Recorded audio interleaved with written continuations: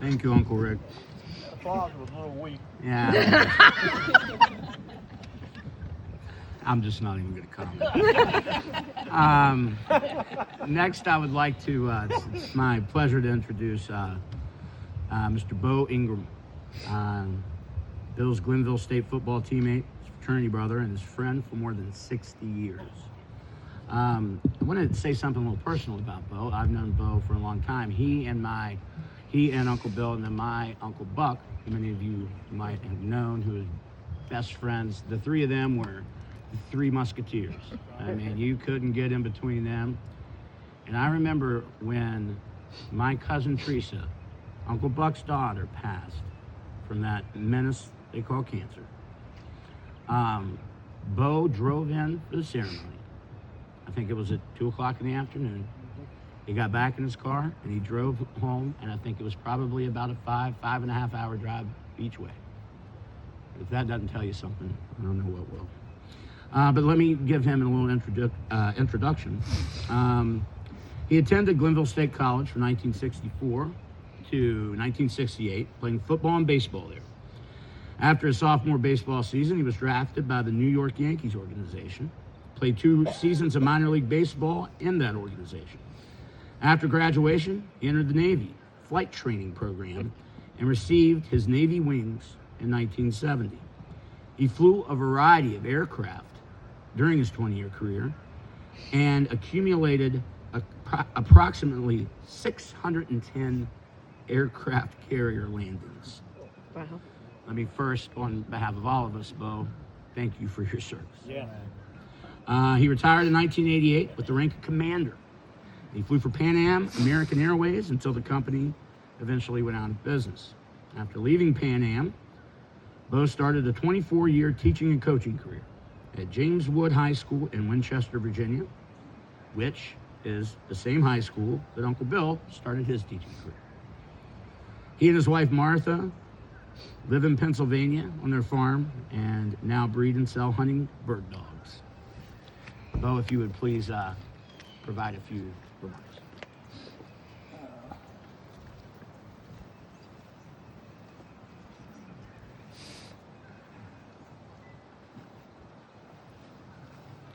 Well, it's nice to be here, even though it is cold, Katie. I want to talk a little bit about Bill in somewhat a more sober tone. I met Bill when we were both 18 years old at fall football camp at Glenville State College. We pretty much became friends in the first day. One of our other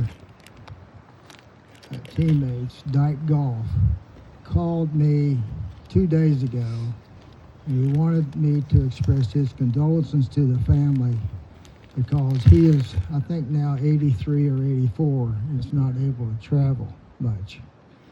Now, Dyke, Bill, Larry, Joe Duncan, Charlie Gwynn, we all lived in a nice big house. We had the bottom floor, and it was Bill, Larry, and Charlie Gwynn had the 1 bedroom. Joe Duncan and I slept on a fold-out couch in our dining room, and Dyke Goff slept in the closet. That was the Sigma Jock house at Glenville. So, on behalf of Dyke Goff, he is very sorry he couldn't be here. So, I told him I would get that notice to you, Katie. Bill and I were 18 years old when we first met at Glenville, and we almost immediately became friends, and we lived on that River Street area, and we had to walk across a bridge which was condemned in order to get up the hill. So that formed our friendship for nearly 62 years, or it was 62 years. Now, I have thousands of stories that I could tell about our relationship. A lot of them are pretty funny, but today I don't want to talk about those days. What I want to talk about today is how tough Bill was. Bill never let anything seem to get to him, and many of you probably know or may not know that Bill had cancer for about 20 years. He first, I think it was near the time that Sue passed or before or after, he was diagnosed with multiple myeloma cancer. He would tell me that the doctor put him on this medication that cost $1,000 a pill. Now, fortunately, he worked for Newport News Shipbuilding, he had great insurance, and he didn't have to pay all that. But that medication was so hard on him, he would throw up. He had insomnia. He couldn't sleep. He would call me every Monday after he'd taken the pill at 10 o'clock at night. And I swear the man could talk 1,000 miles a minute. And I was still teaching at James Wood, and at midnight, I said, Bill, I got to go to bed. I got to go to work in the morning. Well, so do I, he said. And I think he stayed up all night, and he went to work. He would go to work. And then on Tuesday, that pill would start to let him sleep. And then he'd go back in on Monday. I told Joe Duncan, I said, if Casto calls you on Monday, don't pick up. I said, don't pick up the phone, because you're not going to be able to go to bed. So anyway, he got where one day he went into his multiple myeloma doctor, and he said, Bill, I don't know if you realize this, he said, but hardly anybody beats multiple myeloma. He said, but I got some good news for you. He said, your cancer's in remission, and I believe you're going to beat this. So Bill calls me. He said, you know, I got this good report from a doctor, and I said, I'm doing pretty good. So then same day, he goes over to his urologist. Urologist says, hey, Bill, said, we got your results back, and you do have prostate cancer. And Bill called me again. He said, hey, Bo, a doctor cured multiple myeloma. I got prostate cancer. I was cancer-free for 3 hours. So anyway, he had surgery, he had radiation. I'm sure he was taking some pills somewhere, but that pretty much got in remission as well.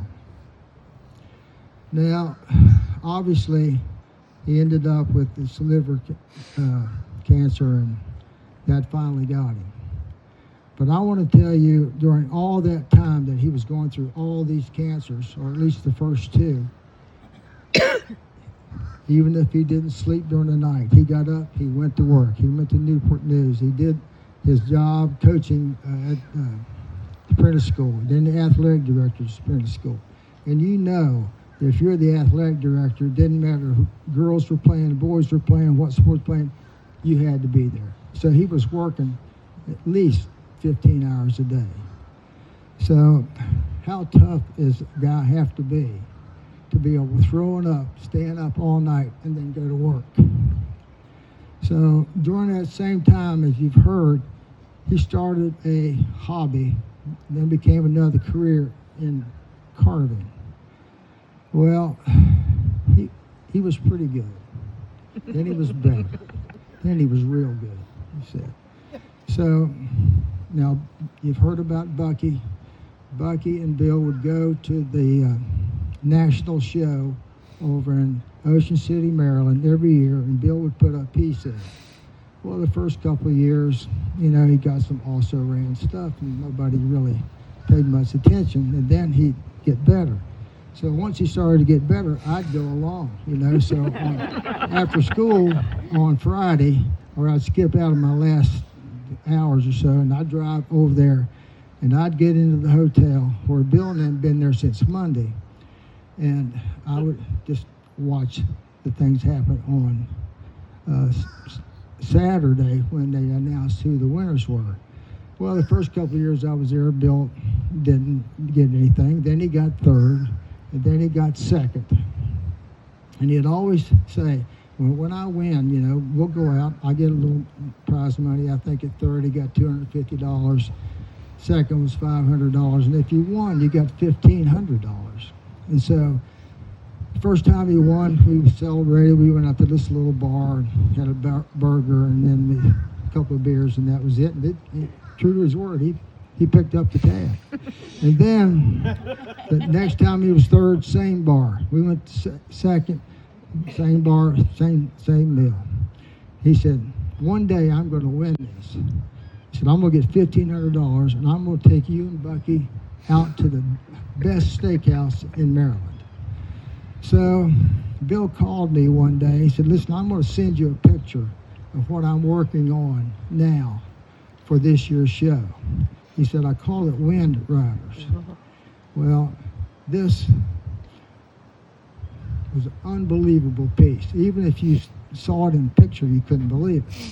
He had carved 3 ducks out of 3 different types of wood, and somehow he had made some really thin pieces of steel, because it was on a steel base.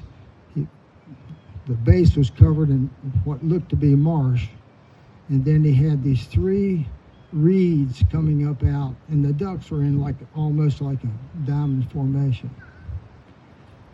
And when I saw it for the first time, it was at the show, and he was up on the stage. He'd been on the stage before, and you know, he'd been third, he'd been second. And the way they announced it was, you know, they announced the guy that won third, and then they announced the champion. Of course, if you didn't get called, you knew you were second. So anyway, he had this piece, and it was up on the stage up there, and he had brought along a little battery-powered fan. Set that in front of those ducks, and those ducks started to wobble and moving around. Looked like they were flying right over top of those reeds in the marsh. And when they announced the third, then they said, and the national champion is Wind Riders by Bill Casto. I started to cry. And so, true to his word, went out to this big steakhouse out there, and he was giving me a little grief. He said, you know, I saw you out there in the crowd, and you were crying when they were saying. I said, those tears were of joy. I knew I was going to get my steak. So that was Bill Casto. Oh my gosh. Thank you very much.